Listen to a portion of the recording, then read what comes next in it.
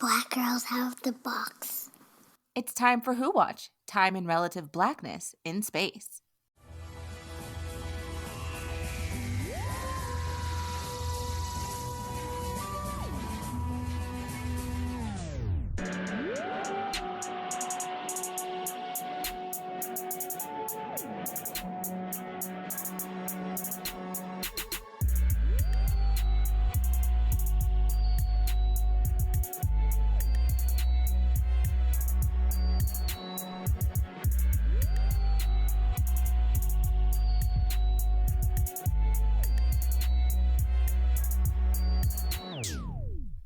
Hi everyone, it's Nicole and Delia coming to you live from the Time Vortex. Today we're discussing episode 3 of Doctor Who Flux, Once Upon Time. In this episode, everything is and isn't happening all at once. Man, what a jam-packed episode, y'all. A lot happened. Oh, so much. So we made an executive decision. We have decided executively we're going to do this episode a little bit differently. It's mostly going to be the same. We're going to recap, but it's more like a speed round recap because there are some points we already know. Like we just know us. We're going to be on them for a while. So the nitty-gritty and the little smaller points of the story, we'll touch on them like this happened, that happened, but we want to make sure we give ample time for the shouting about the things that need to be shouted about. You feel me? Yep. So let's just get into it because former TARDIS co-pilot Robin has to edit these, and I'm not trying to give her a hard time. So we open. The opening. We open on Belle's story, Belle with one L, and okay, I'm just gonna let y'all know right now the way that I'm in love with Belle. I love her so much as a character. Yeah, I love that. I was like, who are you? I love you. I am invested in you already. Absolutely. Let's go.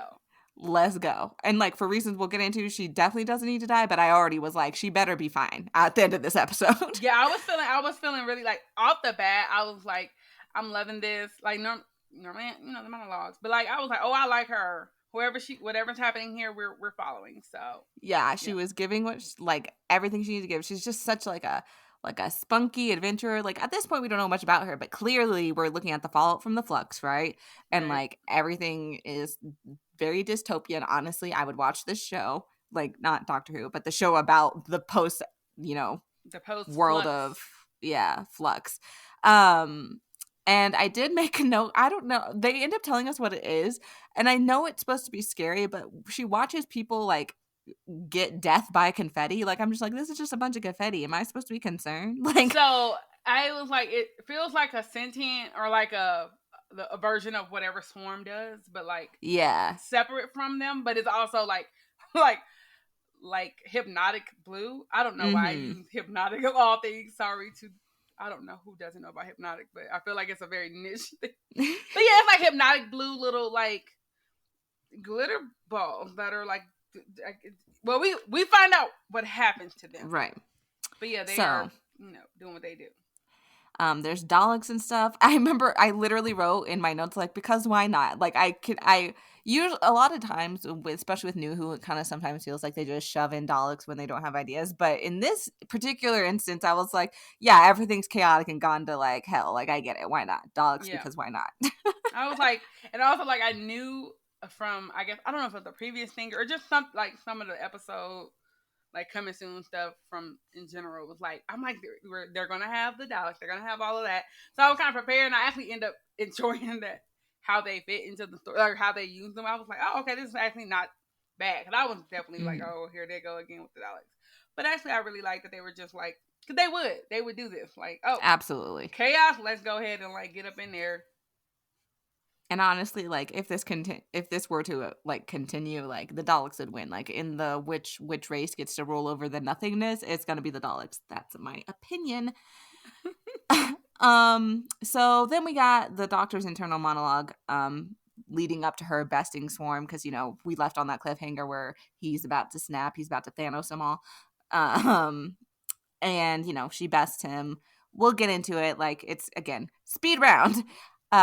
Suddenly she's in an alternate reality with Vinder, Dan, and Yaz attacking Atropos.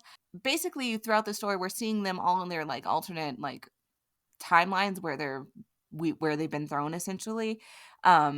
And every time she gets confused and is kind of like, wait, what? Where am I? No, this doesn't make sense. Wait, I wasn't here. I was there.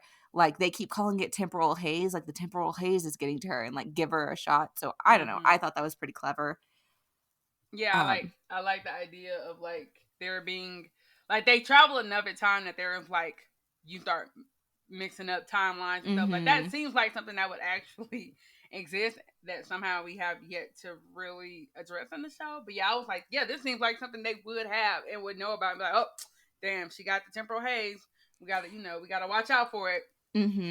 Yeah, I like the little bit of world building it as. Granted, like, as we find out later, this is the Doctor's, like, far past. So, like, does that world building apply to the Doctor and her travels now? Don't know. We'll see. But it was we don't often get fun little bits of world building in Who anymore that we haven't already learned. So that was fun to me.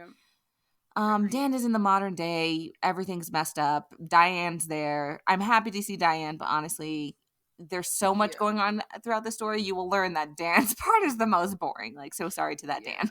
Like, I just feel like I have to say, like, I was with it for like a 30 seconds of it. I was like, oh, this is so cute. Like, I seeing them talk. And then it's like, they spent, like, I want to say 10 years. It probably was like 1 minute on, like, his past relationship. And it's like, this is extremely unnecessary in a way that's so hard for me to, like, I know that it probably took up seconds, maybe a minute of the time, but it was such an unnecessary piece of, like, it definitely, like, character building, quote fingers, that, like, it distracted me. And this episode has so much going on that you're gonna stop and talk about him again, left, like, not at the altar, but, like, essentially. And I'm like, sorry to this Dan. Like, this episode's going so rapidly that even that small of a pause, you feel it. You're like, oh, yeah, this, like, I was like, why halt of the pacing. It's like, we don't need it. And, like, unless you're gonna, I don't know, like, maybe they circle back to it later and this, like, X becomes important, but I'm like, we could have left it. No, we could have left, like, and that is, this season is giving us a lot of, like, this may actually make sense in 3 episodes, but, like, it just stopped. Like, I really felt like time. I felt like I was in a temporal haze. Like, is time moving? Is, like, why? It just felt like it really was, like, a really long moment, and otherwise, like, a super super fast paced episode. Agreed. Then here is where I noticed that these cool, like, flux transitions with, like, the pink clouds or whatever. So, like, that was pretty cool. Yaz, we get to Yaz. Yaz is eating with what appears at first to be the Doctor. I was like, ooh, maybe it's like their dream realities. It's not. My shipper goggles failed me. I thought the same thing. I was like, yes, okay. I see you, Yaz. But no, it's the Doctor trying to reach into their timelines and, like, speak to each of them. But so she thinks she's eating in a car, like, on cop duty with the Doctor. And then it turns out, oh no, it's her, like, I forget what, like, partner, I guess. Which, whatever. But there is a weeping angel. I literally was, my husband was sitting next to me, but, like, I had my headphones in, so he didn't know what was going on. And I was like, not a weeping angel. Right? I think I said the same thing. Like, not a weeping angel. And then I cannot remember for the life of me, because we know about everything, but I'm like, wait, I don't know if Yaz is, or is, like, aware. So I was like, well, Yaz, obviously we get the answer, but, like, in the moment, I was like, wait, does Yaz know not what to do? And oh no. Like, I was like, wait, panic. Yeah. Bad news bears. For Yaz. Hate to see it. I was literally like, if they Amy Pond her, I will, there's no words. Just sleep with one eye open, Chibnall. Right. But there's also, like, the implication that does happen, but we will get there. But, like, it is unclear. But it's kind of insinuated. It's unclear. Yeah. So we switch to Vinder. We're getting to see him in his past. Like, I don't know. To me, that was clear. I don't know if that confused other people, but, like, he's clearly, like, a very highly praised pilot. And so I knew it was his past because in the last episode, we see Swarm talking about how, like, he's a disgrace, whatever. So he's talking to, like, what looks like some sort of commander, but, like, it's appearing to be Yaz. So we're at this point, we're getting, like, oh, they're in these, like, parts of their timelines, but they're, like, there's these random glitches. Okay, cool. Also, shout out to the acting here. I thought it was very well done. Very well done. We'll always give them their things. We switch back to the Doctor and see her stuck in the time store with the giant Mori, which honestly, it was kind of terrifying to me. I'm not gonna lie, like how they were like staring down at her. I love like, that. I love how like much of a force they felt like in that moment. Yeah. Like generally we're so used to seeing the doctor being like the person in power, and that doesn't necessarily mean physically, but like it's just like they are such a looming presence over her in that moment. And it's like understanding that sometimes the doctor actually is just one person, or it's like a very small part of a larger thing. So I actually thought it was like a really cool, fun way to like it was very them. effective. Yeah. And I like, so in here they're like talking to the doctor, trying to tell the doctor what, like, you can't be in here. Like y'all are gonna get like ripped apart, all that stuff. And they also, like, we saw Swarm talking about time, but now they were talking about time, saying like time is playing games with them, like talking about her friends, and like time is resisting like what you're trying to do. It's pulling you back. And so I just love this personification of time. And I'm not like, obviously we don't know where they're going with it, but like this whole, like later we find out like this time versus space, and like time, is it evil, is it chaos, like, but seeming to have like some sort of sentience. Like I am with it. Yeah, I really like the personification of time, and I like the idea of time having like intention and like having a will of its own outside of what other people want, or like what the universe needs to function. The time does not care. And I like the idea time is like, I'm tired. Like y'all want to go linear, I'm trying to go do what bop bop bop. And so yeah, I just like the idea of time being something that has a will and like a thought process, even if it's not necessarily the way we think of it. Like that would be cool to like an exploration of what that looks like. So yeah, I also really love that element of like giving time its own kind of personality within this in this framework.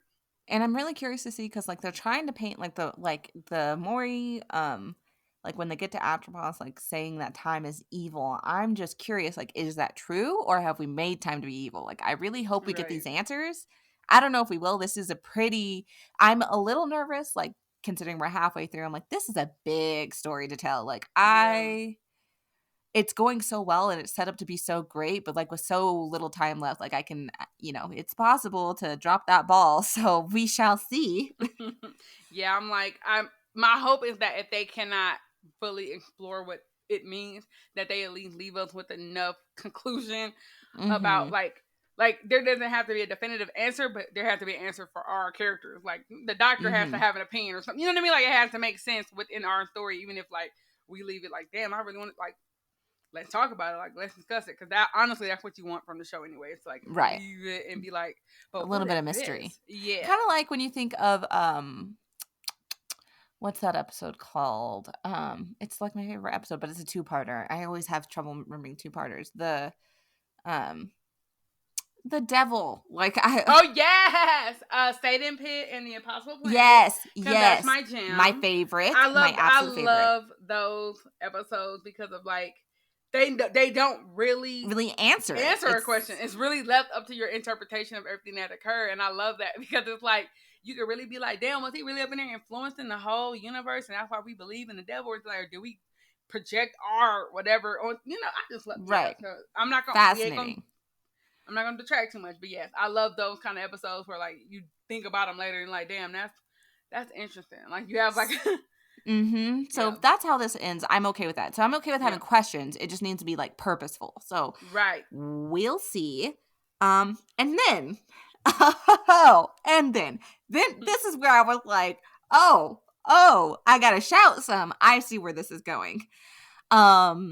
The doctor gets pulled back into Atropos, because remember I said like they're like, ooh, time is resisting, it's pulling you back, and this is where we find out, oh, this is the doctor's like past. Why? Because she looks in her reflection and realizes she's Ruth. I love it. It was like such a cool, because it's like as soon as it happened, it's like obviously, like it felt so right. It was like it felt so natural in that moment. I was like, yeah, obviously, and like I did shout out to me. When I say I avoided all the spoilers, like I did, and somehow it was rough out here too. As soon as I watched it too, it was like somehow whatever blocks I had were just like, no, you're gonna see it, which was like, thankfully it worked out for me that I didn't happen to catch any of those beforehand. So I genuinely was like not aware. Like I know a lot of people also like screenshots, whatever happened, but like I was like, yes, but yeah, it was such an organic moment, and I was like, yeah, of course, like obviously it's like it felt like obviously because she's about that life in a way that we like our doctor is about that life in a different kind of way, but like we already know that like I don't know. I just love that it was that callback, and also like because even when they did the flash and we didn't know if it was the future, I'm like, oh, the doctor's working for Division, right? Like that was my first thought. So I'm like, okay, the doctor's working for the Division,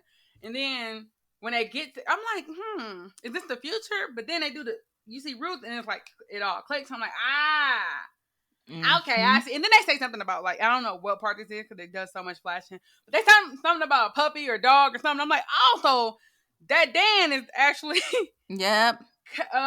Kevin Federline. So once I like I was putting it together. I know some people were confused about like because they would impose like Dan or Yaz or Vendor on people who were not. They were playing different people. It was confusing for people. I was fine with it. Like that didn't confuse me at all. Actually, I thought it made sense. I don't know. Yeah, no, I mean it makes sense like from a production standpoint, but also like the wibbly wobbliness of it, like everything is like messed up, and so I think that like is a good way to display like their brains are trying to hold on to the actual reality and their actual timeline, but like they've been pulled out of it and put here. So I liked it. Me too. We also see the Glam Fooglies; they're still out here. But this was like, oh yeah, I was about to say like this is like the I don't know, the tired maybe like has been through a few things. Yeah, Swarm. old Swarm is not hitting like new Swarm. Like I am sorry, like he's still serving some, but like he doesn't have the je ne sais quoi, if you will. Yeah, it's much more of it was much more closer to like that original very like angular situation we were getting in the first episode, which I kind of like because again, now I have a theory or idea just like that, like the smoother they are, they haven't really hurt, like they ain't did what they need to do, and the more they get out here, he gonna start getting real sharp. I don't know, that's what it felt like because I'm like, oh, he's sharp, he been working out here, he been, and we find out they have been in these streets, in these space streets. They have been in these space streets, my lord. Really just out here. But yeah. So we switch back to Dan. Nothing important happening, except I will say the whole point about the tunnels and that Joseph guy does come up because he's running through a tunnel with Joseph. So, Yeah, and Brett is like, he is never at any point since he's appeared really fazed by anything that's happening. And I love that he's just like, of course I'm in the tunnel with this man. Of course I'm in the whatever. You're like, what is your life? I've never cared about a white man's life, but I just kind of want to know what like his experience of this is. Like where I'm sure that, I mean, like, I'll listen to the little audio or whatever. Like, I kind of want to know what his experience of this event is, because he's everywhere and is also not, he's not plus. Like, he's not bothered by it. He's like, here I am in the tunnel. No, I get the 1820s. No, why would I be where I'm supposed to be? Like, clearly that's not normal. So it's just his complete like grasp of the situation I find fascinating, and I'm like, I know we're gonna have to wait for it, but I'm like, I want to know why he's so confident. And I ain't even confident, but just like not bothered by everything. Yeah, none of this is taking him by surprise, and I want to know why. Yeah. So next we go back to Belle. I did write down the sector coordinates. I don't know if they're important. I just thought it was interesting that I called them out. So like, if anybody knows if there was any like if that was an Easter egg of some sort, or like a production like little like wink wink or something, like let us know. But like I wrote them down just to like, if somebody brings it up, I like can be like, oh, I know what that meant. Okay, cool. Right. But anyways, basically it's the cyber sector, which just means more of Belle. I love Belle. She's still like talking to like this recording, which I didn't mention, but go ahead, Nicole. Yeah, so she calls it, and I'm assuming she's talking about the little Tamagotchi. She calls it Tigby. Like, I'm traveling with Tigby, so I think that's her little Tamagotchi pet, or maybe. This is a kind of jumping ahead, kind of spoiler, but I now think it might be like an AI that's kind of meant to reflect the unborn child.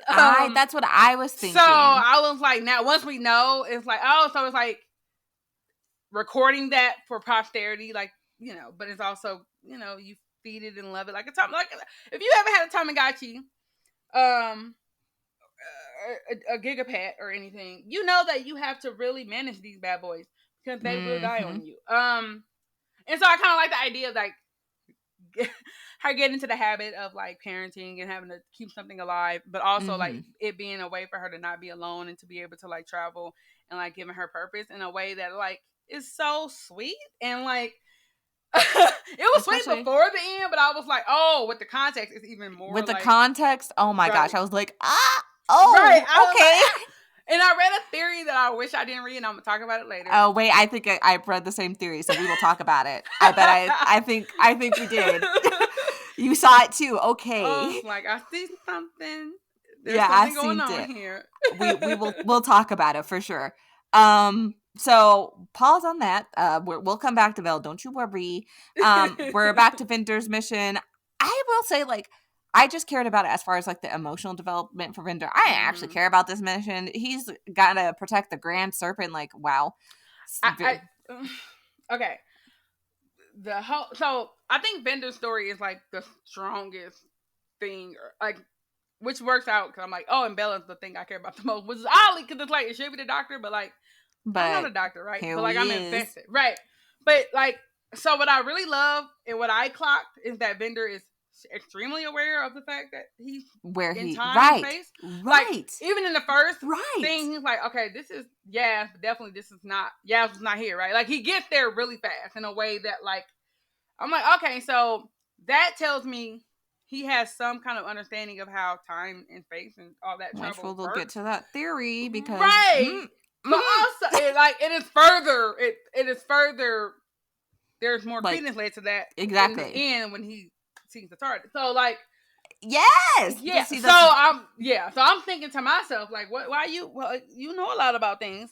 Even before he says like, oh, a TARDIS. Like, you just be seeing you just know these things. Okay. So yeah, I love that throughout his flashbacks, he is extremely aware that he is he is traveling through his own time stream and like reliving moments. So that's one thing. And really doesn't want to relive them. Because then it's like, he doesn't want to because he understands the like repercussions, although he know he can't actually change it. I love that dynamic of like literally like, I have to relive this. I know this. Like we know what happened because like we don't know.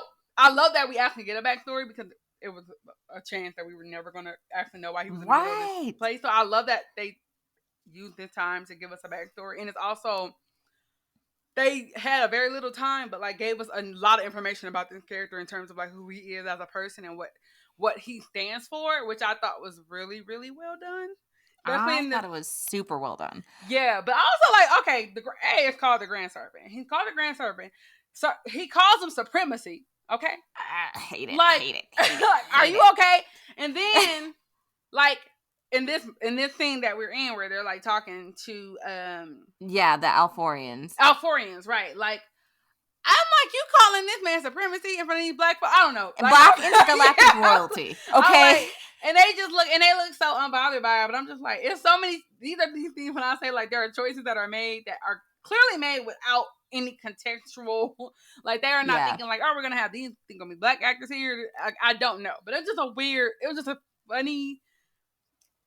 This is not like a complaint so much as just a comment. Just think about it a little bit. I'm like, not having Vinder call this man supremacy, and the man calls him Grunt. I was like, Grunt. It was just a lot happening there, which is like further, like it's already problematic, and we already have a sense that there's like a little imperialism, a little, just a lot of going on already, and then you add that little. And again, I assume that in these other races in space and time, they really don't care about skin color.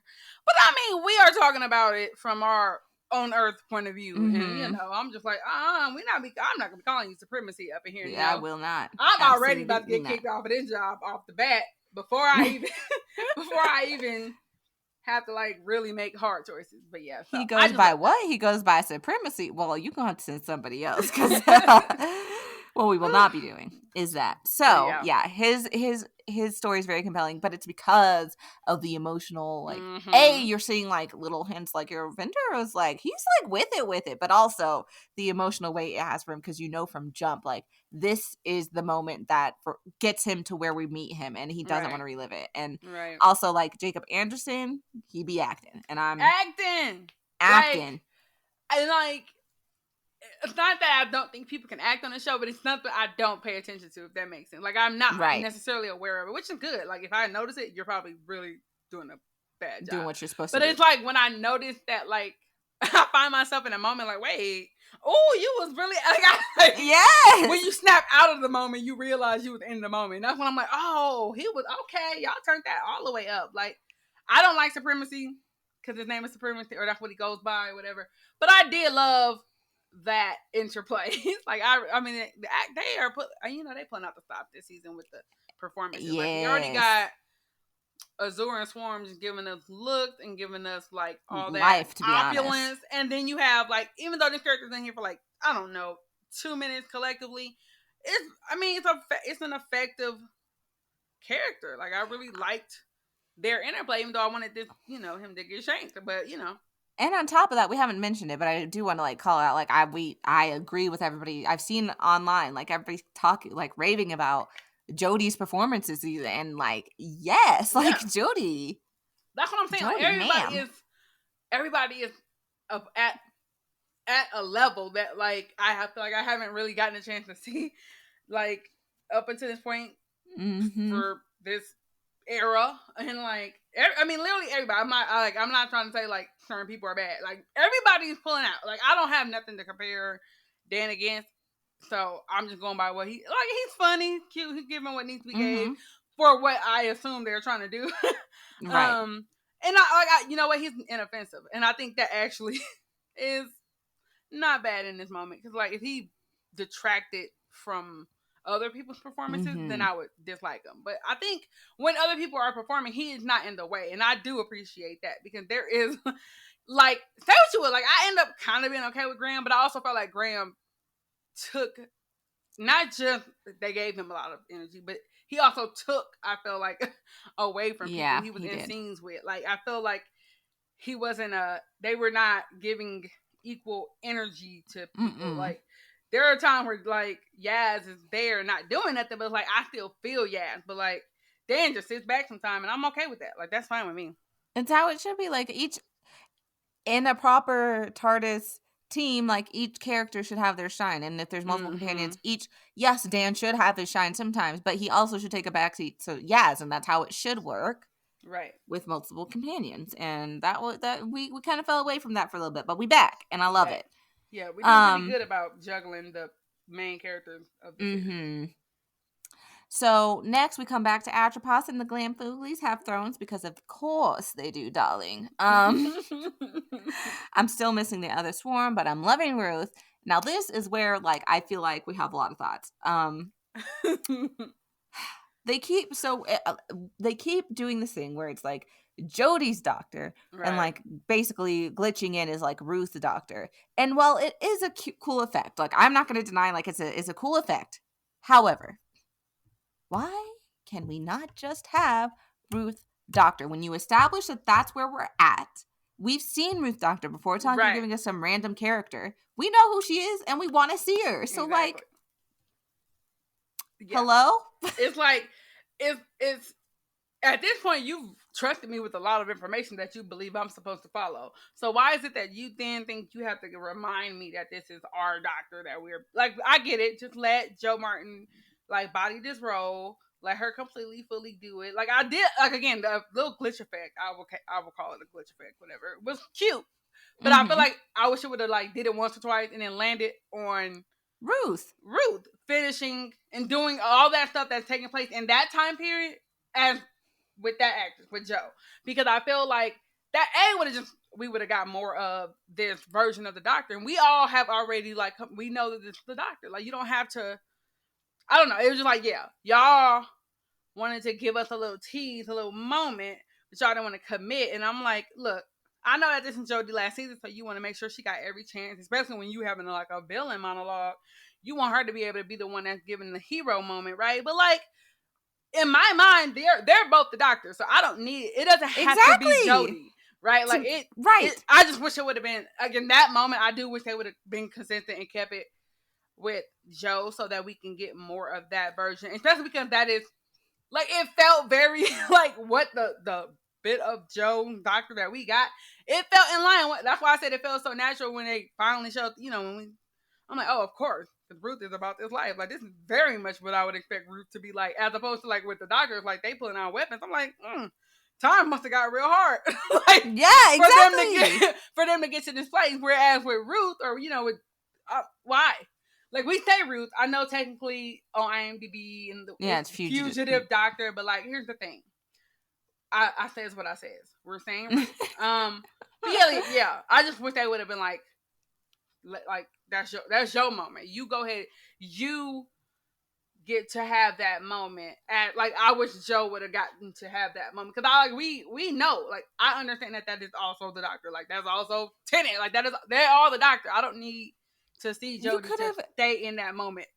If you still wanted, like, to keep reminding us that this is Jodie, like, have more reflections where, like, Ruth is sitting there giving the monologue, but we can see in the corner in the reflection, like, oh, it's like Jodie still inside of Ruth, kind of. You trying to up the FX budget, and that's what they're not finna do. They said, now look, last episode we gave you the whole Bing Bang Boom, and they did. That's fair. That's fair. So I will give them that. They may have thought of different ways to play that, and maybe just landed on what was easiest for their filming, like, circumstances, and I will allow it. But I feel like Joe would have came on down to the studio anyway. You might as well should have just let her go ahead, because I had to assume they both filmed those scenes all the way through, so they could have. Right, I'm like, release the Joe cut. Right, like let me get the Joe cut. Like, I'm about to start a petition. We finna be at BBC door ready to fight. Like, release the Joe cut. But no, for real, that was the one, and I did love that we got to see a part of the doctor hasn't seen, and I love the way going forward that shakes her and makes her want to, like, it's like something she doesn't know, in a way that, it gives her some desperation. Right. I love all of that, but I do wish we would have gotten to see at least the moments that took place in Atropos in that time with the doctor that experienced it originally. So. Right, because again, she's the doctor, and like, I don't know if it's like, again, yes, I get giving Jodie everything like she needs, but like, when else am I going to see Joe doing this? Like, when am I going to see Ruth doing a monologue like this? Like, hello? Right. That's my thing. Like, yeah, I get it, but also So that was exciting and disappointing. Like, I'm glad to have had her at all. Like, if it's have her or not have her, obviously I'm super happy we got this, but like, I just feel like they didn't commit all the way, and that was a bit bothersome. So, but also in this same moment, we learn about, like, what, because they call them the Ravagers, which, yes, they make sense, because they are literally ravaging time and space. They are just going through wrecking shit. So, like, of course. And they have these passenger situations. Well. And like, that is, that's one of those things that hits you later, because I, like, mentally, I was following the whole episode. Like, I was with it. And I'm like, yeah, the passengers, boop. And they like, yeah, each of them can hold however many lives. And, like, I understood it in the moment, right? And then they like, boop, and Swarm just snapped, like, one gone. I'm like, damn, that's cold world. But then it, like, dawned on me, like, 10 minutes later, like, damn, like, you know how many people just died? Like, yes. It took a while for my mind to, like, catch up with what that really, and that was probably just self-preservation, so I could get through this part of the episode, because I was like, wait! And that is also a thing that, like, we've seen Jodie in some, like, reaction. I don't know. I would have liked to see. Yes, Ruth. Because I think the reaction would have been completely different. But that's whatever. what I'm saying. It would have been. They are completely different. Yeah, see, you with me. You get it. Yeah, I'm with you. I already knew. I was like, okay, look it. I'm sorry, Ruth Doctor not just standing there in horror. Like, I know. Like, I'm not saying Jodie's reaction's wrong. I'm just saying Ruth would have been on some other stuff. Yeah, like, it was different. And yeah, I did follow what was happening, but I was like taking furious notes because I thought I would only have the one shot at watching it. I ended up only needing the one time, but things were going so fast. I was like, I gotta make sure these notes are like impeccable. Right. So I caught it, and then I like literally did that slow like raise your hand to your mouth in horror because the sound it lets out is awful. Yeah, it was like I literally like it was like I detached. What I mean, you have to like what was physically happening was already like wow. But like actually putting it with like doing the math, you know, I don't do math. But they didn't have to do the sound. Y'all wildin', right? It was a lot.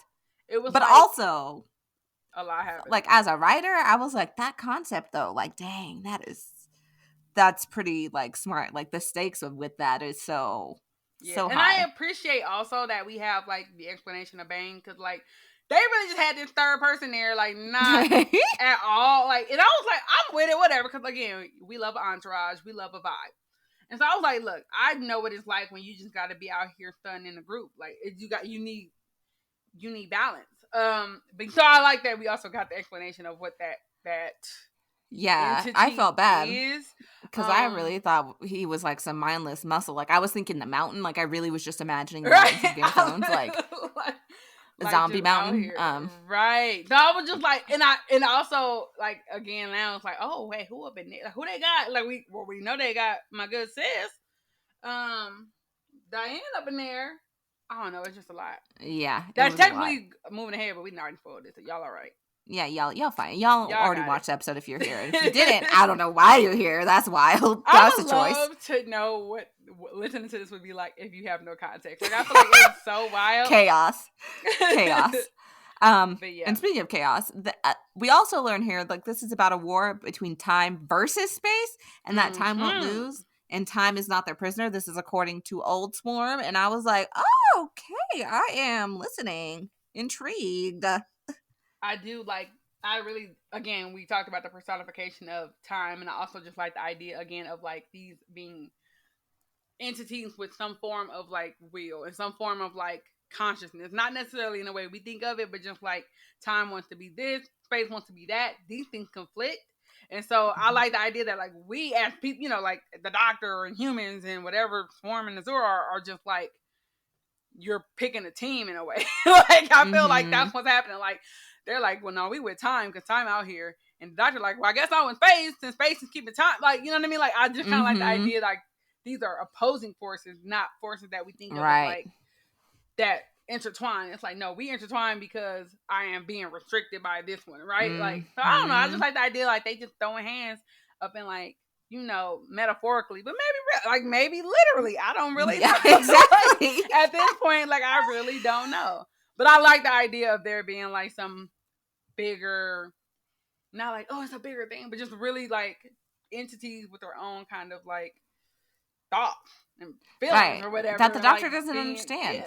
Like I mean, think of Tennant. He said like time is like timey-wimey, wibbly wobbly. Like that was his. Like that's the Doctor's understanding of it, which shows you just like how like huge it is, and like almost like you can't understand it. Yeah, right. So every time they like are dropping these little hints, I am for it as I'm watching. Yeah, I like it. So next we're going back to Belle, my favorite part of this whole episode, and this part does make it into my quote, so we'll get there. But she like escapes the cyber sector, and we learn that there's a Dalek sector, a cyber sector, and a Spud sector, and I was like, oh, this is the worst timeline. Dang. Right, like damn, all of them just out here being ugly in space. Like, can y'all not? Like I'm like, yeah, I hate it. No, thank you. So they end up like on her ship, and she's on they're like, you must be converted, and she's like, convert this, and like opens up a can of worms, like a traditional can. I love seeing characters who do not have the same like ethical. I did too. Like I just love like characters who don't have any of the context the Doctor has. Therefore, they like, I'm shooting, it's bing bang, but I do not care. And I love how like, I mean, handled it. Like it was so handled light work. It was like nothing, and I love that because I mean, I get it. We are watching the show. Like the Doctor is our like person that we are rooting for, so we want to like always support their their perspective or whatever. But like, I love when the other characters that do not know or care, they're like, I am like shooting. Like Bender was like, I don't know who they is. Pow pow pow. Like I'm gone. Like I'ma shoot. Yeah, we need shooters in every universe. It doesn't matter what storytelling. Like I'm a passive. You need shooters. Like I'm sorry, you just do. And so I loved how just like no hesitation. Like this is survival. This is real life. I ain't here to play these games. That's for somebody else. I just love how quick Belle was to like, I'm gonna get rid of this. We gonna make light work of this. We gonna handle that. So smooth, so clean. I did also note, like, I don't know if it's just me, like the way they shot this, but I was like, these Cybermen are looking at extra HD, kind of like the Spuds were. They were looking 2 HD. I'm like, they are so shiny and crisp. I don't know if that was.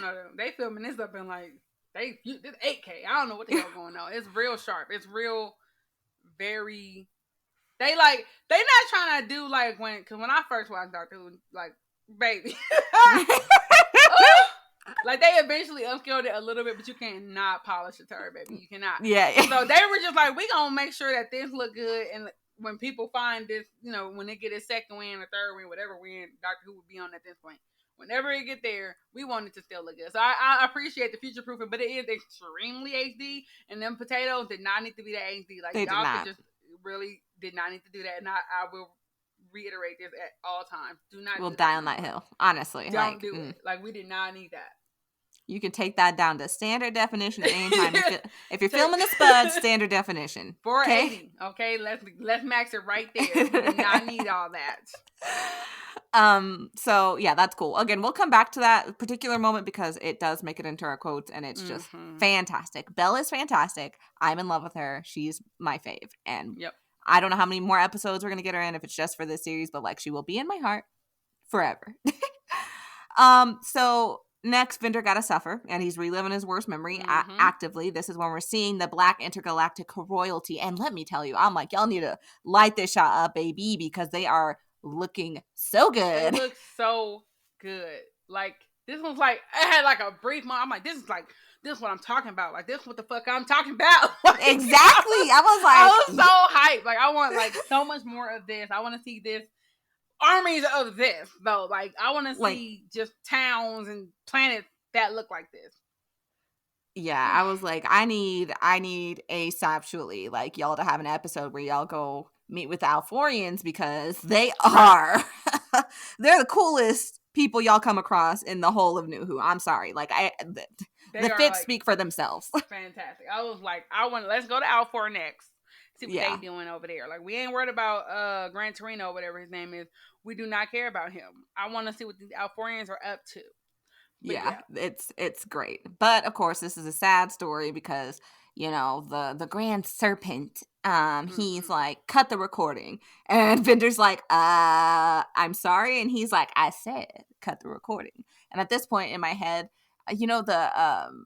the song from Lion King 2 came to my head. It doesn't say this, but I was like, instead I was like, corruption, disgrace. But I'm also like, the recording would have the part in it where it says cut the recording though. Like, these are things I did not understand.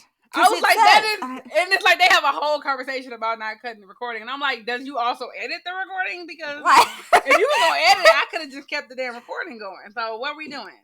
Yeah, that was one of those little nitpicks. But I'm like, I felt it too. I'm like, or is it just so corrupt? Literally, this recording doesn't matter. Like, but if it doesn't matter, then like, why are we recording? I don't know. It's very much I pretend not to see. I pretend not to see. So long story short, he ends up like trying to do the right thing, being like, this is corrupt. These people died because he ordered it, and immediately gets reposted. And that's where we end up seeing him at the beginning of the series. And he sends a message to what we think at the time is just his general family. But by that point, though, I was like, okay, this is happening. So I was already there. I was like, I was not. I was there. I was like, oh no, I think he's talking. In my notes, it's somewhere around here where I'm like, I'm pretty sure that these people are talking to each other. Especially when Vinder says something about, or when his captain is like, what about your family? And I'm like, if for some reason it had never occurred to me he would have family, so that's messed up on my part. But like, I was like, damn, what about his family? That's crazy. He said, the captain said that, and then I was like, oh. And then he gets posted in the middle of nowhere, and Belle had earlier said something about like So yeah, you know me, the machinations. I was like, I was there. So at that point, I was already like, oh, I did not get there. I will say. I was there. Like the second time we saw Belle, like we didn't say much about that, but like at that point, I literally wrote down, I was like, Vinder would like Belle, like, but I didn't go further with it. I was just like, I need to see these two together because like they are kicking butt. They have because again, we need shooters, and I appreciated them both for being like about that action. But my brain just did not. It was, maybe it would have, but like for me, it was going so fast, like it just had that thought and moved on. Yeah, I was like, as soon as they said, what about your family? I said, I wonder, like, oh, I'm gonna park it. We gonna revisit it and see what I've been telling y'all. Y'all don't want Nicole's series because they will be spoilers. Like I don't know how they do it, but they on some other stuff. Like, so. Oh yes, I hope this is what it is. And so, yay me! Like that's a point. Like we a little ahead of ourselves, but I was so happy. So I was like, yes. Like once I had that thought, I was like, please, like. Usually I try not to have expectations about like, oh, this is what I need, this is what I want, because they are both giving what I need, and then it worked out for me. So yeah. So then we end up, where are we? Okay. So Vinder, worse. Yeah. So we go back to the doctor, who again, because like she's in a time storm, so she now gets like ends up. She's begging the Maury for like more time because the Maury's like, you will die in here. You need to get out. And but of course now she done seen some things and it's like, I need answers. So I don't know if they send her there or like it just chaotically gets there, but she sees this looks like an elderly woman. It's unclear to me. Doctor ends up meeting her, and this person like suggests that the Ravages, which are I've been calling the Glamfooglies, but that's what they call the Ravages, are just pawns. Like they're like a temporal poison. And then we also, but at the same time, find out that the Flux is a spatial event placed because of the Doctor. So I'm like, what is right? It was what is happening? So it was a moment for me where I was like, okay, generally in the past when events have happened because of or like for the Doctor, they upset me. Like it just bothers me. I don't like that the Doctor gets like to be a god-like figure a lot of time. Yeah. Like I was very not about like. I mean, I actually really liked the Pandorica like storyline. It was cute or whatever. But I was like, clearly this box is for the Doctor. Like whatever y'all talking about it like we don't know. And I guess some people didn't, but I was like, this is clearly for the Doctor. And it's like 3 seasons back to back of like every single thing that has happened in these whole like series of episodes has been because like the Doctor was out here in these streets being bold, and like people just want to get back at the Doctor. So it was kind of getting irritating. Like I hate when things happen because the Doctor exists or because the Doctor is out here. And so I was like, yeah. So I was like, oh, I don't like the idea of the Doctor being the impetus for this to happen. Then I don't like it because I feel like we're setting up like this world where like space and time are fighting, which seems bigger than anything. Right. So how is the Doctor in it? Like, how's the Doctor in it? That's what it was. I was like, that was my first thought. Then my second thought was that, and I know there are people who do not like the Timeless Child story, but I love it because of the fact that it opens up. Like to me, nothing. It doesn't have to change canon. Like because everything was being made up as they went anyway, and like all the things we know about the Time Lords are true from the perspective of like the people who told that story. You know what I mean? Like because it's they don't just because it's people are like, oh, it breaks canon. But I'm like, no, because the Time Lords don't all know about it. Like this is clearly like this is an inside thing. Everybody wouldn't have been privy to it. So everything that they believe is true.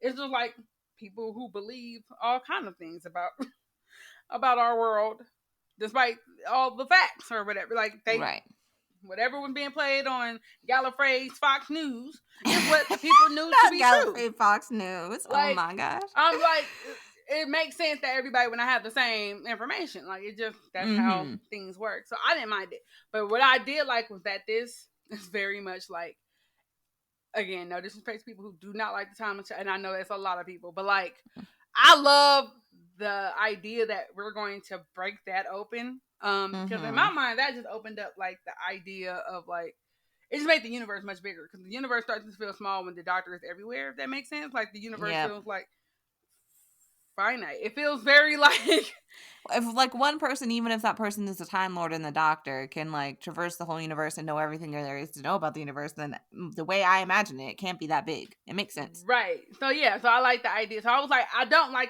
want it to be like we do everything because we just want the Doctor to be mad or whatever, or we want to like hurt the Doctor. But I do like the idea that the Doctor existing or the Doctor making a choice or at some point requires them to have these like the Doctor like in my mind, like this is not a theory, but it might slightly be a theory. But like my thought is just like, okay, whatever happened that created the Doctor, like the Doctor is a creation of the Time Lord technically, like whatever they were before they were tampered with and like experimented on, that escaping its universe or its hold or whatever, them could have broken time and or space because they so I just like the idea that like, oh damn, we accidentally lost one of our space babies or whatever and now time is broke. Like, I don't know, I just like the idea of that from the Timeless Child storyline. I know people don't like it, but again, I am like, oh, I really hope they really it's really conflicting because it's like I don't want the Doctor to be godlike, but I also want them to really mess with people with this. Yeah, so, I like the idea. As long as it's not like to make the Doctor mad or get the Doctor riled up. I like the idea of it being a consequence to the Doctor's actions. Because the Doctor has taken some pretty huge like actions that have affected all of time and space. So I can understand that a consequence of that, an accidental consequence, could be this big. Like, it makes sense to me. So I'm hoping, I agree. I hope that's the route rather than like, we needed to get to the Doctor because the Doctor is basically God. Like I don't like hate all of the storylines, but I prefer the storyline where like, because the Doctor talks about the universe being so big and wonderful and like unknowable all the way. So like you need to show that, and I feel like those types of storylines undermine that. So I prefer it just being like a mystery. I like when the Doctor just shows up and is learning about it as it is happening versus the Doctor shows up and already has all the context and then it's just making decisions based on information from like I really like when they just like land somewhere and like damn, I don't know what the hell is going on. Like when Martha and Chan land on the craft and it's over the sun and the sun is alive. They're like, the sun is alive? That's new. That was new information for the Doctor. The Doctor was like, what the hell is this?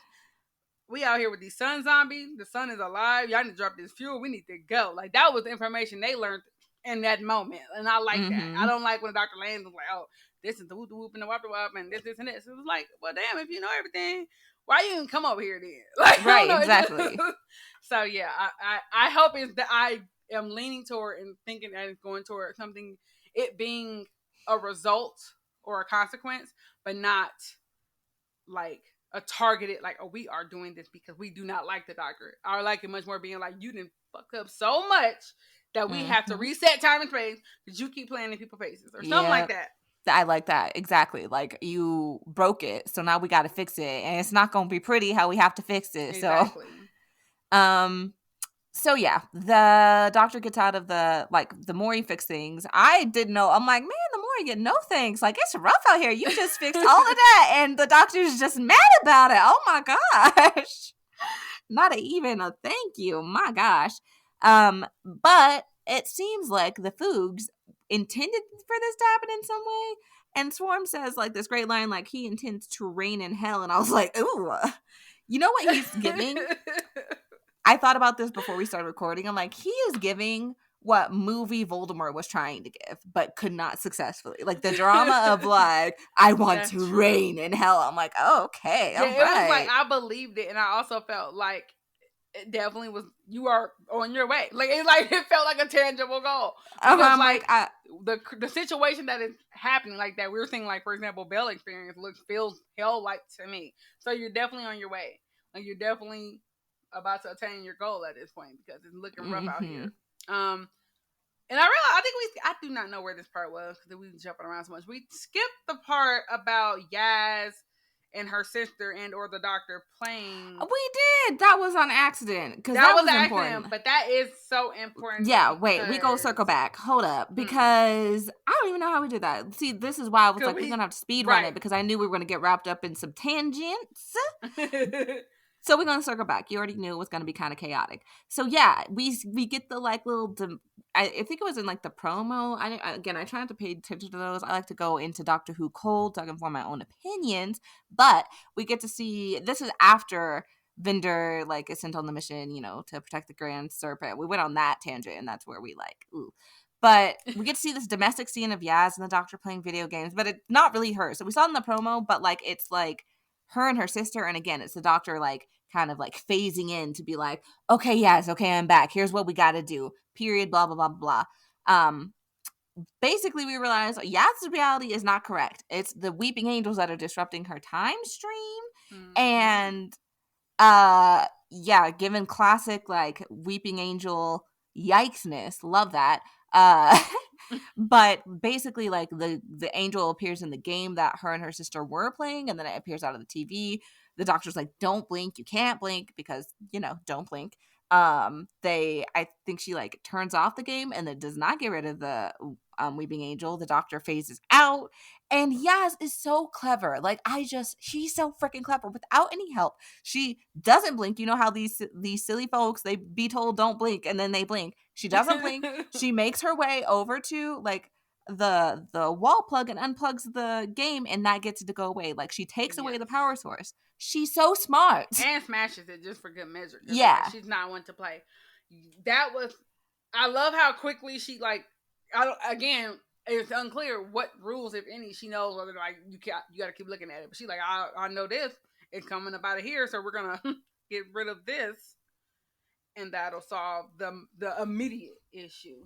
And as a quick little ranty rant, a little the trope of like the fake gamer girl, ugly, trifling. Yeah, the fact that she would play games so she could be adept enough to like if she plays with a guy, he'll be like, "Oh, you play games? Oh, you cute." Like I don't like that. Like okay, it does fit character wise, right? What we've seen of is it Sophia? I forgot the name because I'm bad with names of her sister. But it was just one of those things. Like you could have just like we just playing games. We like playing. Like it really wasn't necessary to make a whole thing, and I did not like that. And so Chibnall, it's on site, buddy, because that's real. That's not cute. Like that was like unnecessary. That was not unnecessary. The way Dan's whole entire life story in that moment was unnecessary. Where it's like we didn't have to justify them playing games. Girl, hey, listen up. Come on, come closer. Girls play video games, okay? Women play video games. Non-binary people play video games. Everybody plays video games. Do you think men single-handedly are keeping all these industries up? No, that's not realistic.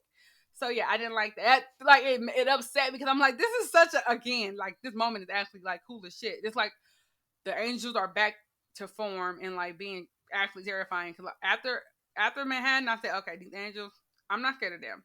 Because apparently all I got to do was just throw them. I don't know. They seem to not have no real rules. Whatever. But now they are actually creepy again. But that just took me out of it. Because I'm like, why would you say this? Like, why would you spend time in your script to write her saying these things? Like, it was just, that was one of the ones where, like, you need a friend. You definitely need to phone a friend. Have somebody be like, this is why you need friends. This is why you need to have a group that you talk to when you are working. You be like, let me run this by you. But yeah, so that was the rant. Honestly, I it literally took me out of that moment for it. Cause I'm like, are you dead ass right now? I didn't notice it just because it was a good fit for that, like that. I rolled my eyes, but for that character, I was like, yeah, okay, whatever. But you're right. And again, so much else happened. Like I didn't even really remember that that's why they were playing video games. But yeah, like it didn't like girls just play video games, especially right, like, siblings. Like that's my thing. Like their siblings, they literally like I would have never thought to question why we were playing video. Like it wouldn't have occurred to me to say why are they playing video games? Who does that? Literally, like, there are definitely because literally an hour ago. Like that's how common it is. Yeah, especially because of the societal like implication. I do know, like I have friends that are girls like that aren't that open about the fact that they play games like with just anybody, but like you know they definitely are like gaming at home with their siblings and whatnot. So like I think it's cool just to like show them playing video games, no explanation. Like even if you think it doesn't fit their personality, it actually does because that happens all the time where it's like, oh, secretly like I'm a I'm a gamer girl or whatever, just because, again, society expects us not to be so often. Like some like, and that's a fair choice to be like not presenting as a quote unquote classic gamer girl, but like you do like video games, and that's a whole other like I know. It was just like it was just like also have feelings. It literally like that was a quick, and it was like again like a throwaway comment, like it's just like the guy like, but it was a choice that was made to add that banter that wasn't needed, because we do not need at any point in any show, movie, or game, like anything. If somebody's playing games, it never needs to be like, people play games, like it's a thing people do. It's not that abnormal. Like if they were doing something that people do not do in their house, like they both were standing on skis, and I'm like, y'all are not on a mountain? Why are y'all in skis? You might want to answer that question, because like I want to know why they in skis. But why people are playing video games in a house is literally not. It also doesn't make sense. Also, like even when that happens, when like a girl likes a guy but doesn't play video games, I've never seen it work out like where she's secretly trying to pretend to be a gamer and learning to play games. Like I think they just tell the guy, and the guy is super thrilled to like teach them to play video games. Like it's not, if you're listening at home and like don't play video games, but like a guy who does, or just like anybody who does, but you don't know, just tell them. They're gonna be so excited to like share that with you. And also like Yaz is her sister, so yeah, Yaz would not even be like, hey, like I feel like Yaz would just be like, you doing that? Okay, we doing that today. Like it wouldn't even be a conversation necessarily, because you know how your sister is. Like, oh, we in the games now? Cool, let's play. It really wouldn't even be a conversation they would have like in that moment, I don't think. But again, it took me out because it was such an unnecessary conversation in that moment. But it was other than that, because that was definitely a tangent. But other than that, that was like a great scene. Again, made the angels like creepy again in a way that like, ooh, I like think of them like in they have come back to being a positive. Because I like a lot of people ignore Manhattan. But I can't. I hate it so much. Yeah, I just ignore it. And done like so many rules are broken, and they like just like, oh, it's because time is fucked up. Like that time is always like you can't just pick and choose when time is. Well, somebody's always looking at the Statue of Liberty. That's why. Like I'm like okay, right. Like I'm sure it's a there may be some truth to that. Looking at the Statue of Liberty, like it's just not. It's not. You don't want to hear it walking. That don't even make sense with how the angels. Like everything about it is stupid. I'm not gonna do it. I'm not gonna do it. It's not. This is not. Maybe like we'll do some sort of like, we have a Patreon. Like maybe we'll do some sort of bonus like ranty type content. If y'all are interested, like let us know, because I don't. Yeah, there are thoughts there for sure. I took us places. We're gonna circle it back. So right. Okay. So back to where we were before we realized we skipped stuff. Are y'all enjoying this like chaotic episode? I hope so, because I am. So right, the everything's fixed. The doctor's mad about it though, and they're like, "Oh, Diane gets God. I don't like it. Like, I don't like. It's not fridging at this point, but it's like the door is open. I'm keeping an eye on that situation. I definitely. I'm not pleased. She gets put into one of those passengers. Well, she was in, and like she's in a passenger, and like they kind of like do like a hologram. She's in there, so, and like. And the doctor says we're going to save her, and I was like, "Doctor, you said so you better." Right. Don't like, none of this. That was a forceful statement. That was a very concise statement that I think. Chimnal. You can't listen play to with me. People. Do not. You've got a record. You got a record on you. I'm gonna need you to not.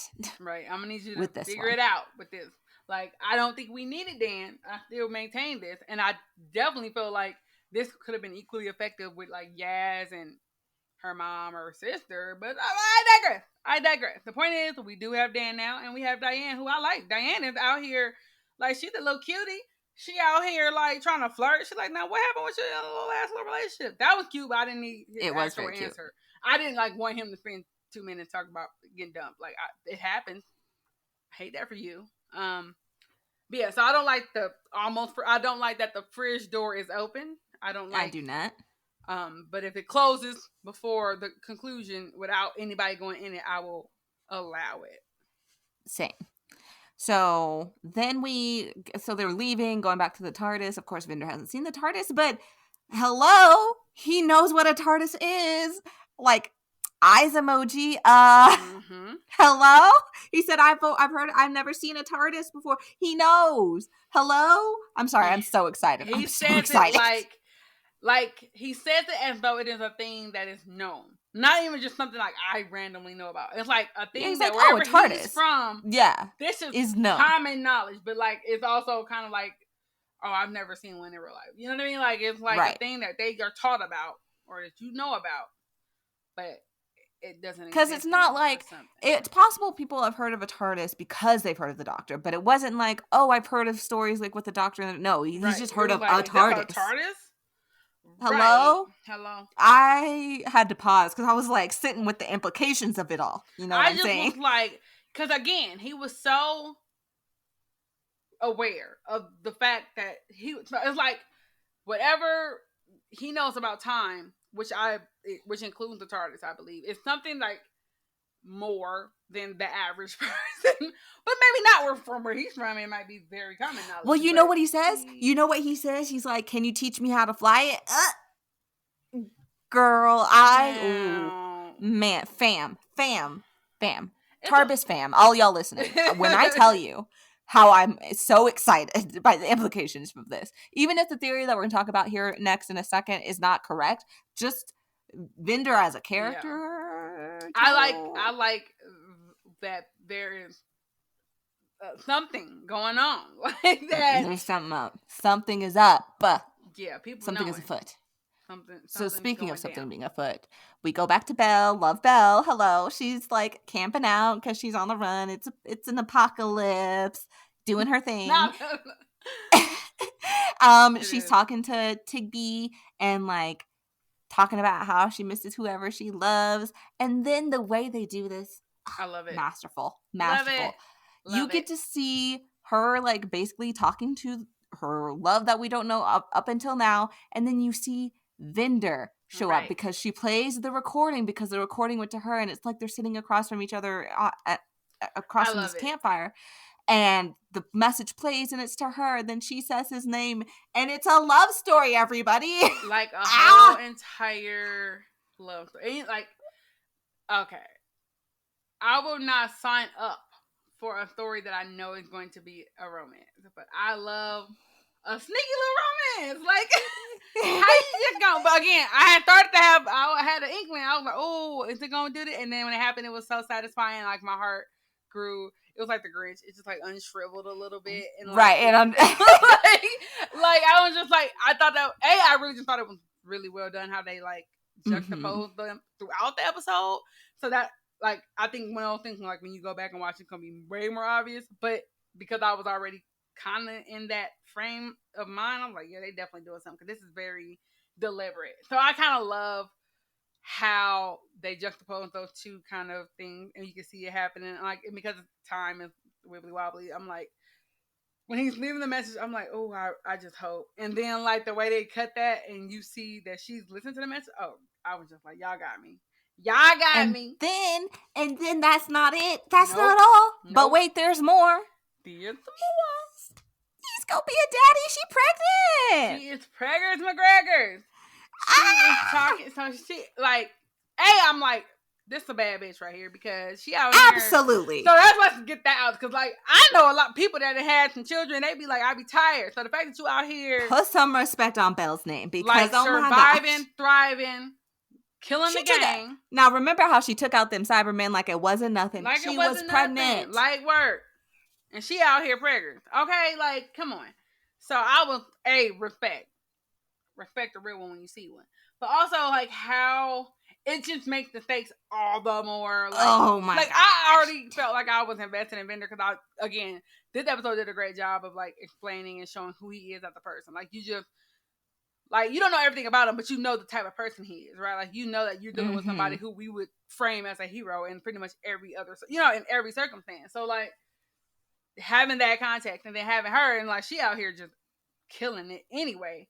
And, I don't know, it's just, everything about that is, like, so nice to me and so, like, sweet that, like, I will rewatch this episode just for that payoff because it's so, I was literally like, oh my God, they did it. Like even though I had started to suspect earlier, it still was so like I cannot explain to you. I was like, oh, they did it! They did it! I was so happy. So, but even then, even if you were expecting the love story, the pregnancy, the pregnancy was because that again is things are going on. Okay, a lot is happening, so that is important. That is important, and it could be important for other reasons, but in general, it's just that made like the stakes are so much. It's not even that the stakes are higher, but it's that you are invested now in a way. Yeah, that, no, I'm like, both these people gotta live. Right, both. I already was there. Let's start there. Like, y'all ain't about to play in my face. But also, now that we know that there's like, this is like why, like when you think like the question that that Swarm asked the doctor, like why does the doctor choose you? And I feel like this is the answer to that question. It's like it's for that. It's like the for the next generation, like the next, like little baby. I don't know. Yeah, that was too much for me in a good way. Like I was like, everybody was like, "Oh, something happening." I was like, my heart. Yeah, I was. It was too much. Mm-hmm. Now we can talk about the theory that apparently both of us saw. But I wish. Go ahead and you tell me what you done heard. I wish I would have. I see. This is why I really try not to look online before I record, because I know the way my brain's set up, I'm not gonna like remember where I saw it, who I saw it from. Right. So if this was you that tweeted it, like shout out to you. You could add us or whatever the case, because I don't mean to not credit people, because it definitely is not my theory that I came up with. But the theory right now, go around the Twitterverse, is that these are the doctor's parents. I mean, hey, like. What I find interesting about that is because like they both are giving doctor energy throughout. Like, so I thought that was cute, and I'm like, because the first one, like right at the beginning, like when they first did bail, I'm like, is this another version of Doctor we don't know about? Because I wasn't quite sure, but then I was like, okay, wait, no, this is happening during the Flux, so maybe not. But for like that quick second, I did have that thought. But also just kind of because we're assuming that canon is still being taken from previous eras, but like how River is created, exactly. Right, it's like being exposed to a certain type of energy, and I'm just saying, like Bella's out here in the shit, like going, like just barely going through all kind of time energy and destruction energy. So I don't know.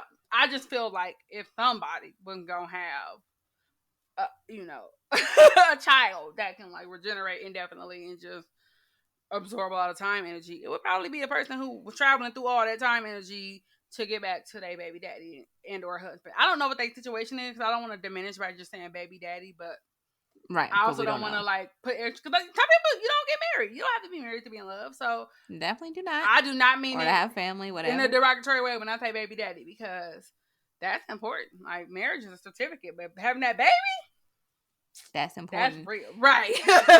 But yeah, so that's interesting. That's an interesting theory that I didn't think in the moment, but when I read it, I was like, I can see it. Right, I can definitely see it. Like the things are like at the most timey and wimey that they've been. So like, I was like, oh, that is an interesting little development.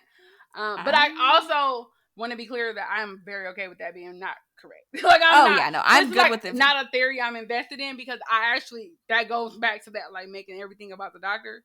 So I'm fine with it, but I think that's also interesting, because it humanizes the doctor again. It makes it like the doctor was born, right? Like it reminds you. So I like it as a theory, but I also am not like, it's not like they don't gotta I'm do grasping on. It's not like I'm not having a theory and then like the whole season having a theory, and at the end of the season it's not true, and then for the rest of my life I'm being like, where's Mephisto? It's not gonna be that situation. If you felt read by that, then you should, because that's not what happened. But yeah, that's an interesting theory that I do like, and I think there is enough to support it, but we also again don't know shit about the doctor like in a real way. So like it can be true, but it probably ain't. But I would be interested in it if it was. Right. I like, for me personally, like, I know this might be controversial because I know how some people, even some of our friends, love this storyline. Like the River song of it all. Like I like River song as a character. The Mel plot is not. It did not work for me. Now, so yeah, if it's gonna go off like that, you can leave it. River is a grown person that like pops up. Right. And like spoilers. I love that. The whole entirety of her backstory disgusts me, and I'm not playing with y'all. Like, I don't like it. I like it less the more I think about it, so I try not to. But yeah, no. So let's be clear.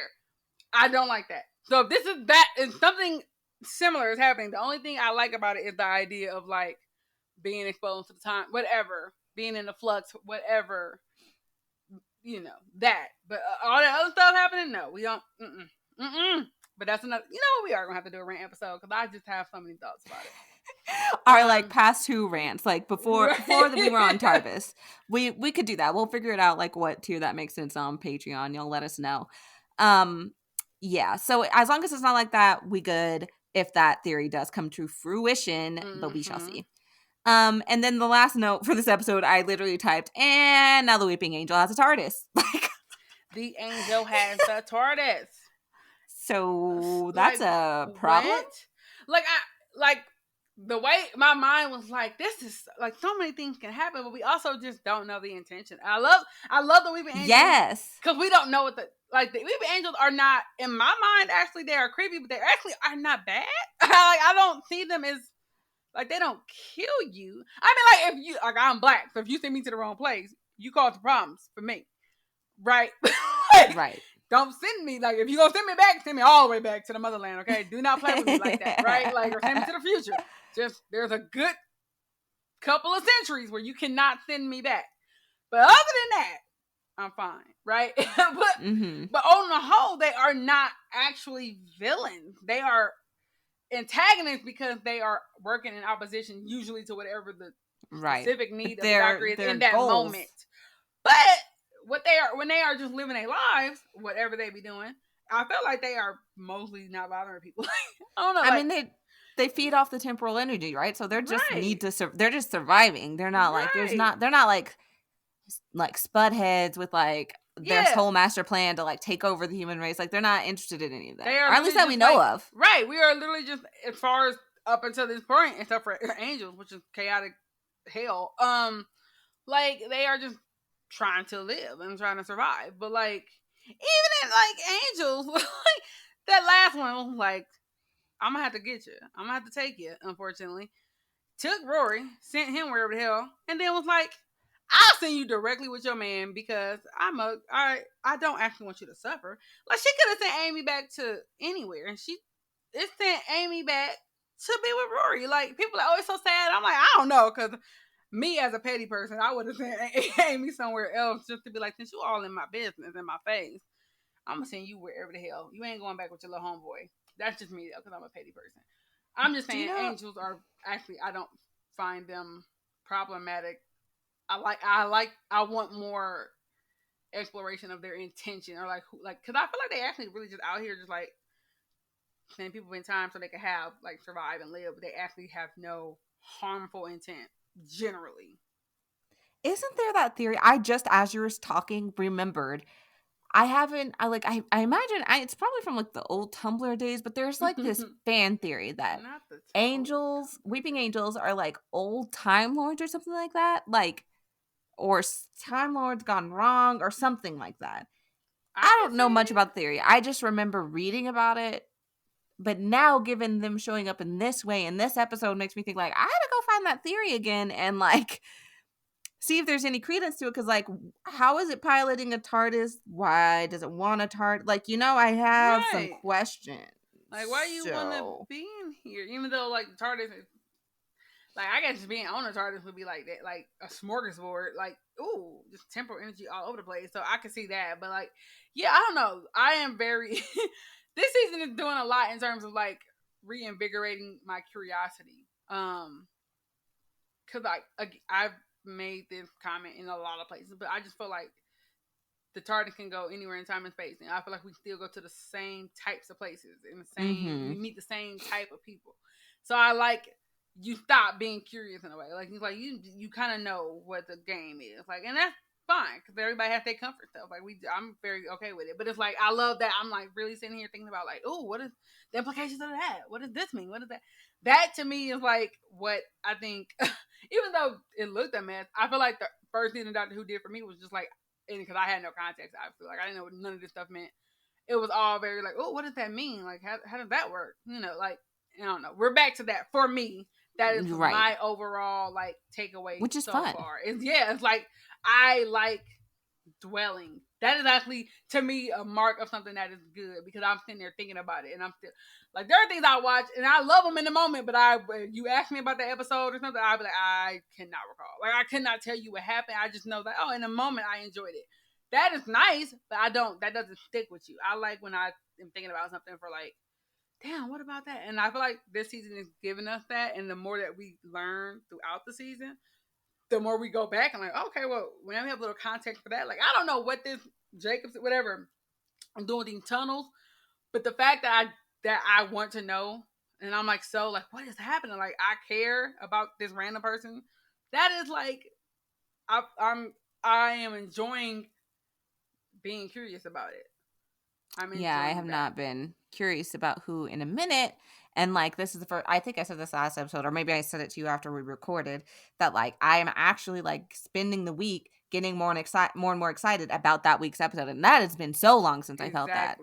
Like actually anticipating the next episode is like a new, like, not a new feeling, but a feeling I haven't had for this show in a while, which is like, not to say there haven't been good episodes. There absolutely have, but just like this consistent like buildup of a story that I'm invested in has not been there for a while. Wanting to like have an answer. Like, a lot of these, it's like, oh, I would like an answer, but once the episode is over, I have no longer, again, it is no longer a part of my thought process anymore. That's what it's been for the past few seasons, which I think was meant, again, intentionally, like, for accessibility and like people being able to just jump into the show. But it hurts in that I have no reason to watch the show every week because you don't give me a story. Right. Where this one is like, if you miss something, you miss something. You cannot just jump in episode 3. Like, previous seasons, you could like, just watch the next episode when it come on. You don't actually have to catch up. This is a season you have to catch up on, and I am loving the idea of like, whenever I start rewatching, I have to plan like, I gotta watch this whole damn season because you can't really pick these episodes out. I mean, there are moments like this episode to me feels rewatchable because I love the element of like the Vendor and Bell story, right? Yes, so I will always that is the draw. But in terms of like my need to get like answers, I might just like every time I watch this, it's like, well, it's 6 hours. Let's put this little block, or 3 hours here, 3 hours there, whatever. It's always, I feel like this season is always going to stick to me as like a season, a series of stories that I have to always take, or at least consume as a part of the group. Like, I feel like I missed that, and I like that this season. Yeah, all my final thoughts are the same. It was fun. It was action packed. It was giving everything, and I really enjoyed that. Like, it feels like each of these episodes are getting better, which makes me nervous for next week. Like, how long can we keep this trajectory? I would think the same thing. Like, I'm like, I do not want to hit that plateau. Like, if we plateau and didn't go down, I would be fine. But I just don't want it to be like a nosedive. I want it to remain consistent. So, like, if this is the height, if we stay at this level, I'm good with that.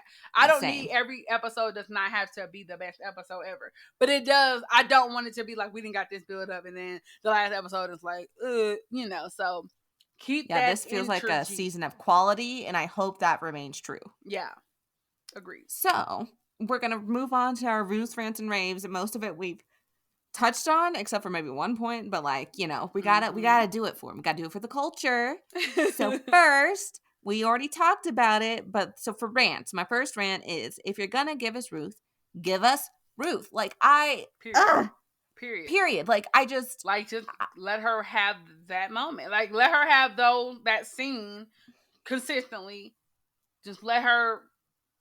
Everything I feel like is enhanced by having watched it happen from Joe's perspective or from Ruth's perspective. Like, so yeah, agreed.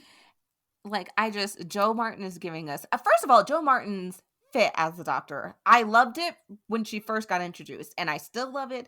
The way she plays the Doctor, the way she carries herself. Like, yes, she's got this assuredness, which is so interesting because it's the Doctor before we've seen the Doctor. So this is a younger Doctor, and this also is a Doctor that they are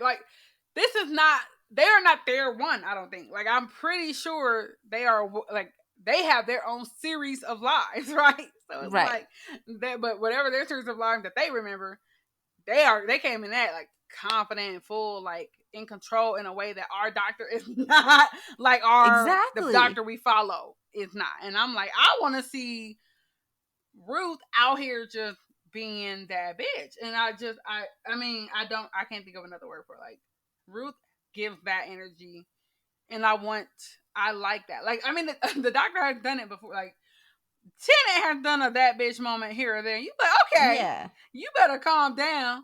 And Matt Smith's doctor came out on that bitch and said, "You know who I am? No, come back, eyeball. Come here. I am that bitch. You Google me."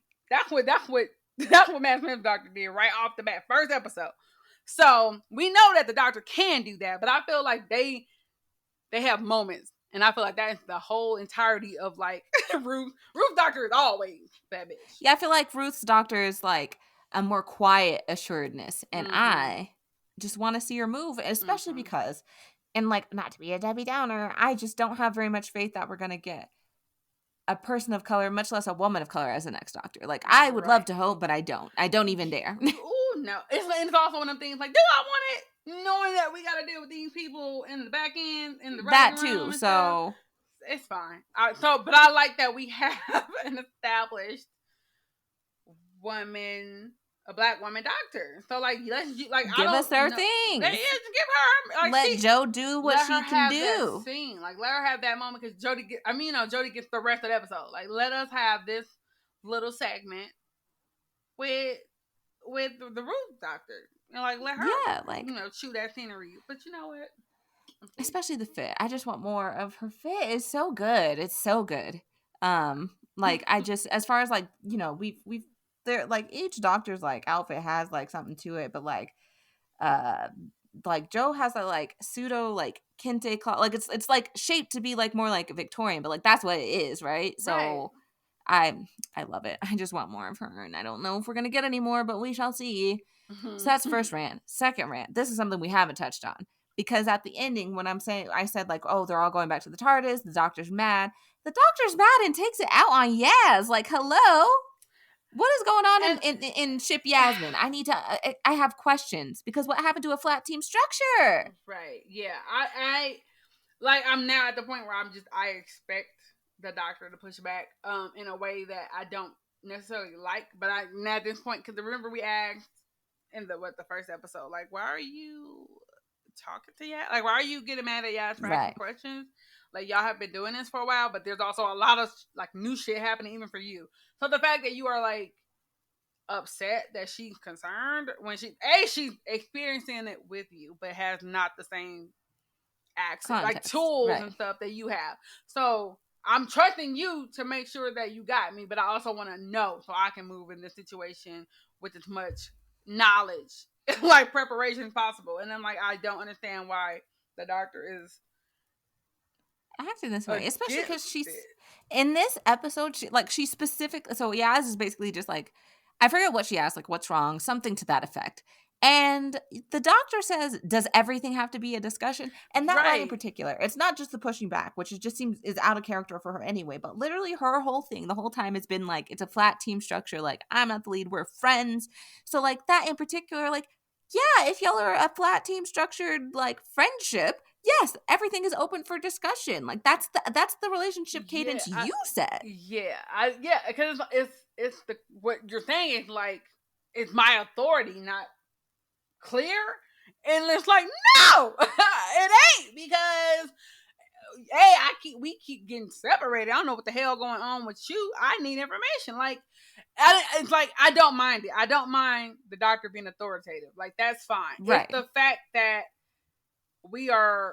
you allow it a certain amount of curiosity, right? Or, like, you reward that up until a point where you're uncomfortable, and then it's like, why are you asking questions? Like, because I always ask questions. That's literally one of the facets of my personality. Like, so, like, why all of a sudden are you acting brand new about it? That's what I don't like. Like, I don't mind, because, like, we've had it before where the doctor had to shut a companion down, or just be like, you know what? Like, the doctor knows more. I think it makes sense that there are moments where it's like, look, this is out, like, beyond the pale. Like, this is out of your breadth of understanding. Like, I get that, but, like, this was not that. Not at all. And it's like, I'm also literally in the consequence with you. I'm not like witnessing it. I am experiencing it. And it's like, I'm not asking you to explain something that happened to you over yonder and then just so I can have context. I'm trying to understand what the situation that I am currently in is, and like what we're doing in this moment. And so yeah, I'm like, y'all gonna stop that. But I mean, again, couples, friendships, whatever, there are times when like authority is questioned or people like boundaries are have to be reset or whatever. But it's just to me like this is not the time for this. It's hard not to take it as like, knowing that the fandom's kind of rallied around Yasmin and shipping it's hard to not take it as like a meta like pushback by the writers, like, this is not what this is. And like that may not be their intention. They may not be trying to give the whole fandom the middle finger, but I have a hard time not feeling it because it's so out of character all of a sudden. Yeah, that's the thing. It's like it feels like you just don't want us to like what we like, and like you don't want us to read into something but like, y'all did that, that's your fault. So don't try to go and undermine it now because it's too late. It's too late. And also just let people ship. Like, writers make this mistake all the time. Like, people are going to ship what they're going to ship. Just write your little story, whatever that is, however you intended it, and the fans are going to do what they do. Like, that's like a tale as old as time. You need to stop. Writers, please stop trying to interact with the shippers. Like, it's just going to happen. So that's the rants. For the raves, we already talked about both of them. So the first one being that Alforians are serving. We talked about it. Yep. Black intergalactic royalty. Would like to see more. I just want to see the whole planet. I want to see the whole planet. Like, it doesn't even have to be like just land there, and that could be the set. You know what I mean? Just let them be beautiful and gorgeous and fly in the background. I'm okay with that. You don't have to like. I want to know that they exist and that they are out there and they're like, yeah. So Alforians, they were given everything. They were serving. They were giving us looks. They also were like I felt like they were just not really concerned about boy. Like they was like, we gonna let him say right. Like I feel like they was like, we gonna agree to your little terms, but we don't care that much. Like we just trying to do what we need to do. I don't know. It was just giving a lot. I liked it. Yeah. You want to kill people? Like that's your business. I like whatever. Like I'm on my other stuff. So yeah, and I respect it. Also, obviously, the next rave is obvious. It's Bell and Vinder. Like yeah, like hello. That's it. Like when we both. When I have a visceral reaction to anything, I'm always like, what? Like, you have feelings?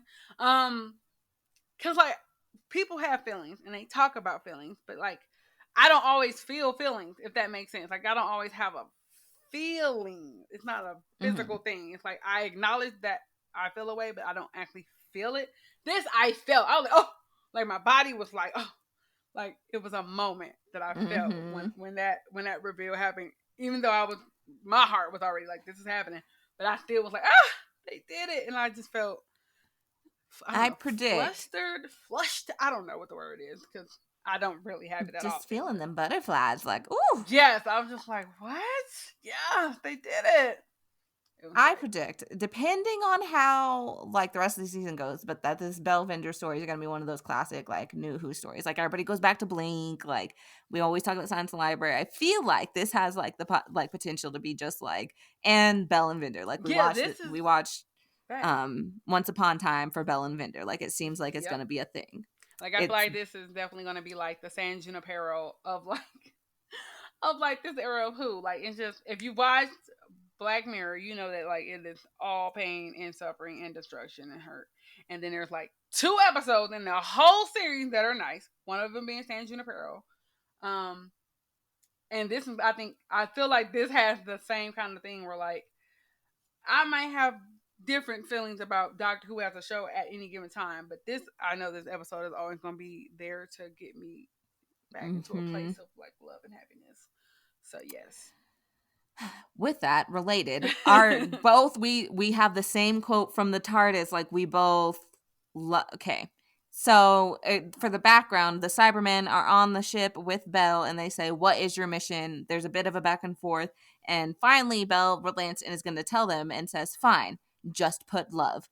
And the Cyberman says, "Incorrect. Love is not a mission," and goes on to explain why it's not a mission. And then Bell says, "This is the quote, and that's why you're dead on the floor, and I put you there. Love is the only mission, idiot." Bell the goat. Like, I mean, it's just, it goes back to like what I was saying. It's like, what is the point? There is no point ever, but like love is the point. Like, I don't know. It's just it's just because she's talking to somebody that she like murked, right? Like, so it's already the element of like, I already won. Like, you have lost in this moment, right? And then I'm trying to like spit game so that you can go to wherever you go in afterlife with a little bit of understanding, right? Like, it was a moment of like empathy in a way, because like the Cyberman is like asking her so he can upload it to like, I guess, the global data. I don't know what the hell they got, cyber cloud or whatever. Whatever they got, you know what I mean? Like, and I know they got it because they didn't talk about it before, but she's literally like explaining this in a way so you understand, like, you are never going to win. Tell your little friends, upload it, put it on cyber Twitter. Like, we always gonna have one up on you because we care. Like, we love. We have a feeling. And I'm like, oh, it's like, but it's like, oh, and also like, yes, tell they ass.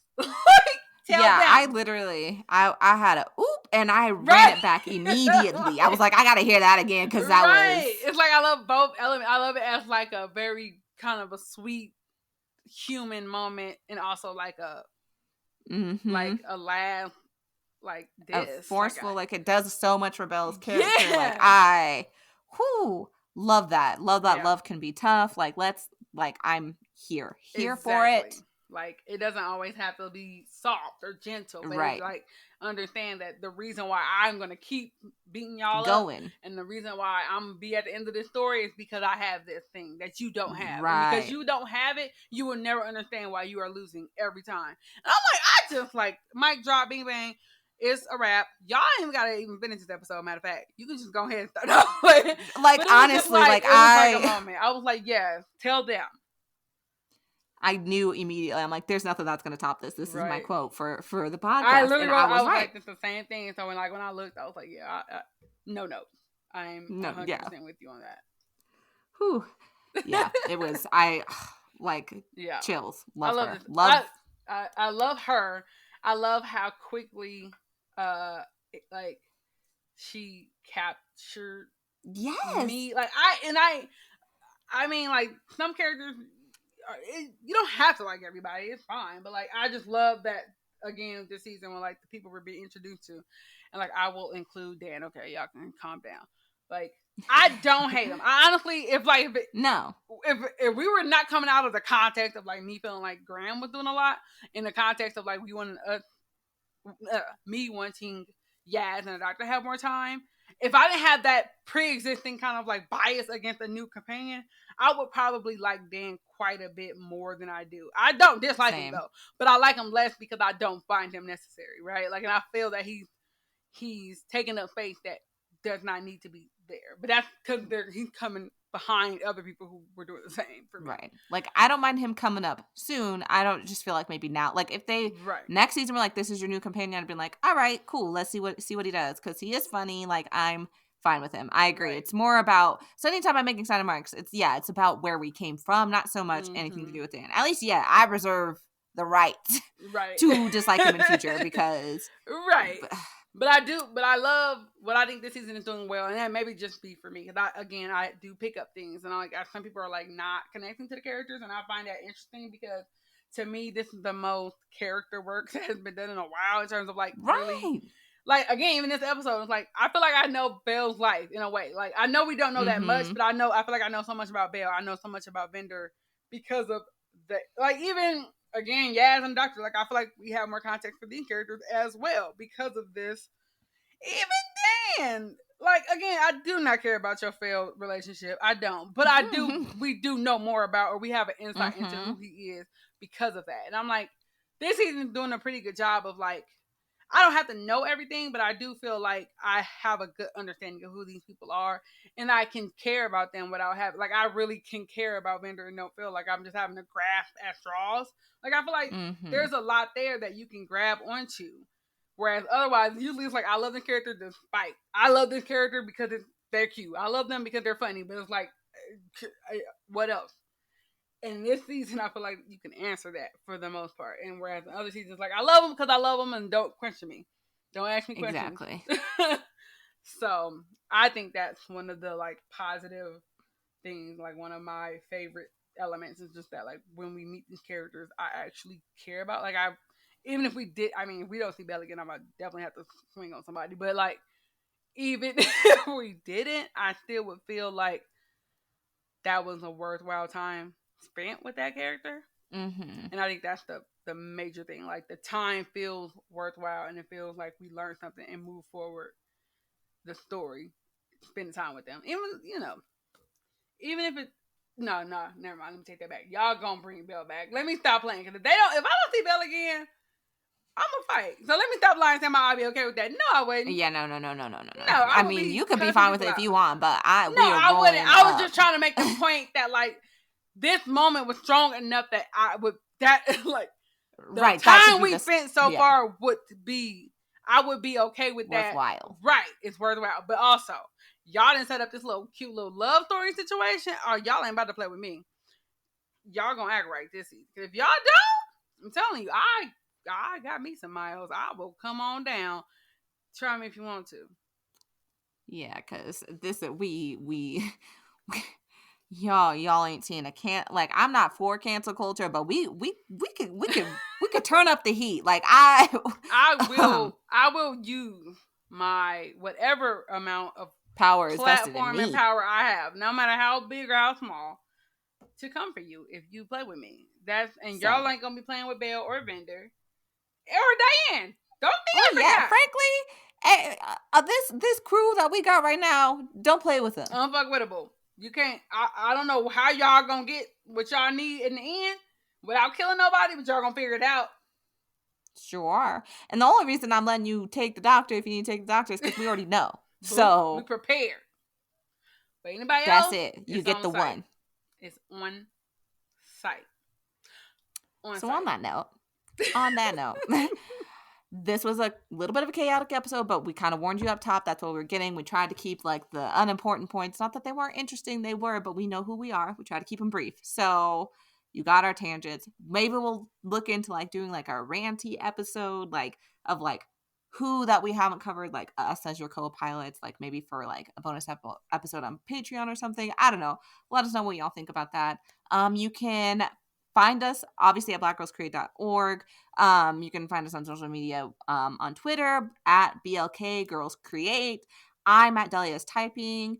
Nicole is at Queer Specimen. You can tweet at us using the hashtag TARDIS. Tell us your thoughts. Shout about Belle and Vender with us.